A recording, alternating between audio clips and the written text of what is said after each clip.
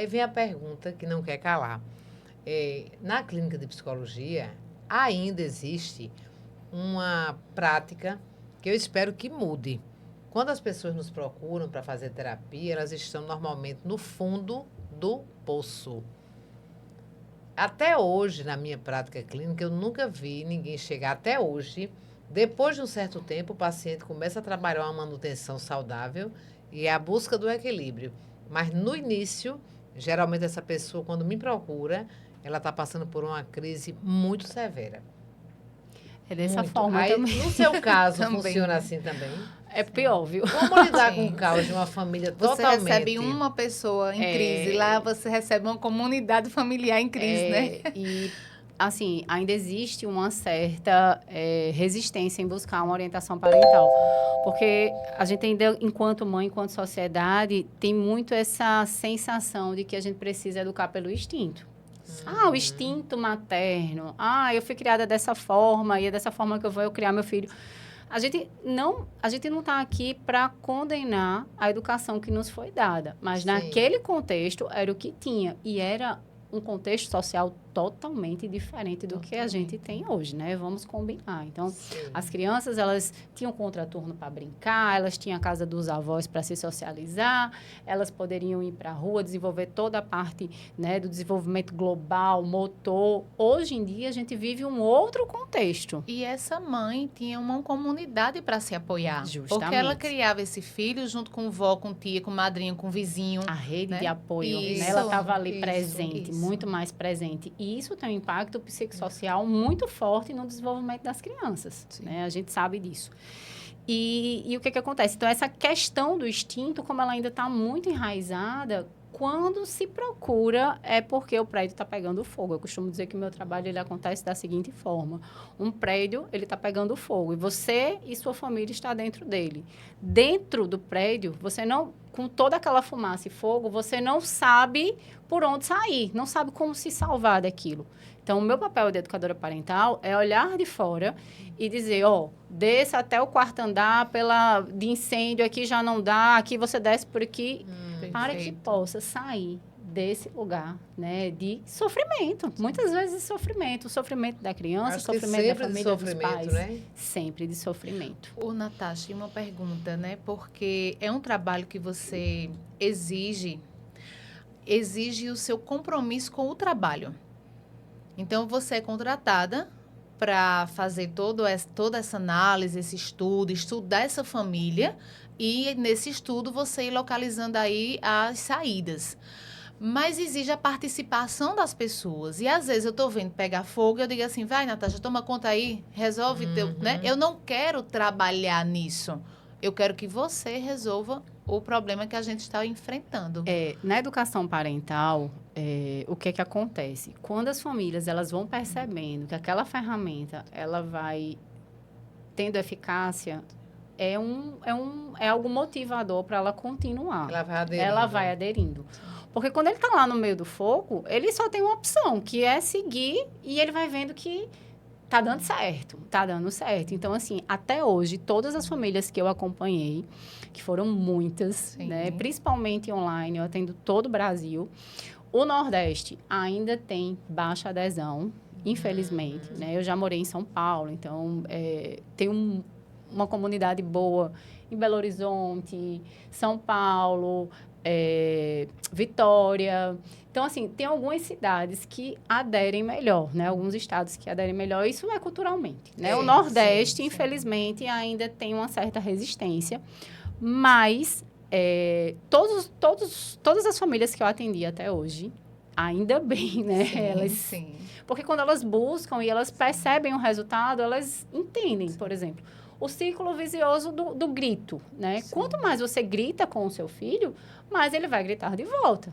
A verdade é essa. Porque ele está modelando ali, Está modelando, né? justamente. Então, a partir do momento que aquela família, ela tem consciência daquele comportamento, a gente faz análise do comportamento junto com a família, né? Então, a partir do momento que a gente analisa aquele comportamento, que eu trago ferramentas e que essas ferramentas, quando colocadas em prática, ela traz um resultado para a família, a família já começa, é de imediato, Sim. né? Diferente, muitas vezes, do processo psicoterapêutico, que leva um pouquinho de tempo Leva. para a pessoa sair ali É. do fogo. Hoje né? melhorou bastante por conta das técnicas, É. né, que são mais eficazes. A gente não trabalha só com a fala, embora a fala continue sendo mais importante. Mas no teu caso, né, como orientadora parental, você trabalha só, você tem uma equipe multidisciplinar, por exemplo, você observa que tem uma mãe naquela família, ou um pai, sei lá, ou 2 pais, 2 mães, que tem um comportamento psicológico que necessita de um acompanhamento terapêutico.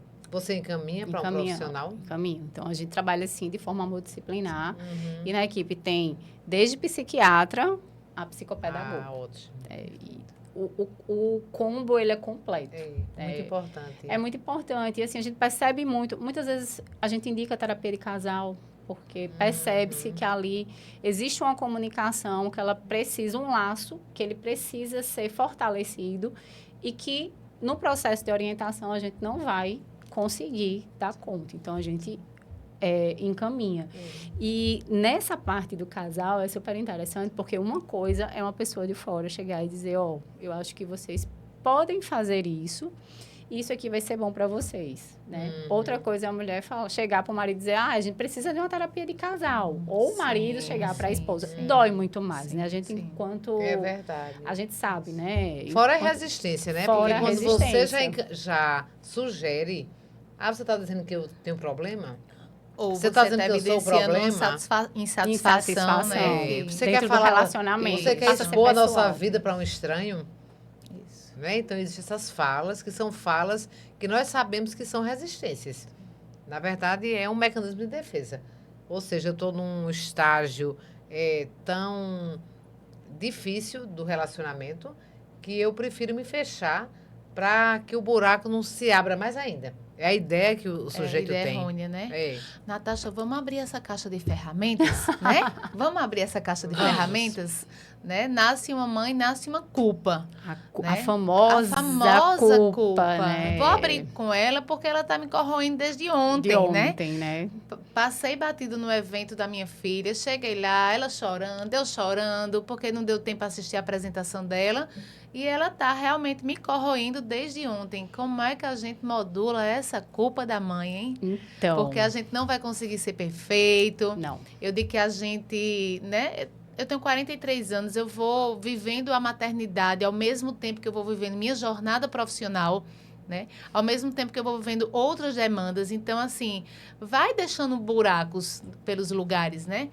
Eu não vou conseguir ser perfeita. Se eu administro o estudo, o trabalho, família, filhos, casa, amigos, eu vou deixando brechas. Eu sempre digo que entra a luz pelas brechas. Mas nesse caso entrou uma culpa. Não tem como falar de maternidade sem falar de culpa, né? E quando a gente fala de culpa, a gente precisa entender que na maternidade a culpa, ela tem 2 lugares. O ideal, o real, né? E o ideal.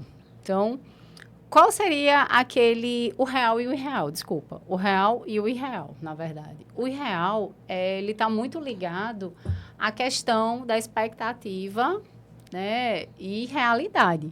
Então, isso é colocado através da sociedade, através das redes sociais, através do marketing, né? Então, tudo isso influencia essa questão da idealização e romantização da maternidade. E isso traz uma culpa, muitas vezes, que quando a gente não tem consciência daquilo, né, a gente não entende como acontece esse processo, a gente acaba se deixando levar e, muitas vezes, deixando que ela nos visite de uma maneira mais corriqueira, né? O conhecimento, ele abre portas. Então, quando a gente está ali e entende a situação, a gente consegue lidar melhor com ela. Então, nessa parte irreal, né, a gente nunca vai conseguir alcançar, porque ninguém é perfeito, né? Nós não somos perfeitos, nossos filhos não são perfeitos, a maternidade, ela não é perfeita. Então, existem altos e baixos, assim como tudo, né? Sim. E se a gente ocupa esse lugar e passa também a se frustrar com bastante recorrência, a maternidade ela acaba se tornando muito pesada. Sim. E tirando o brilho, né, que ela tem. Sim.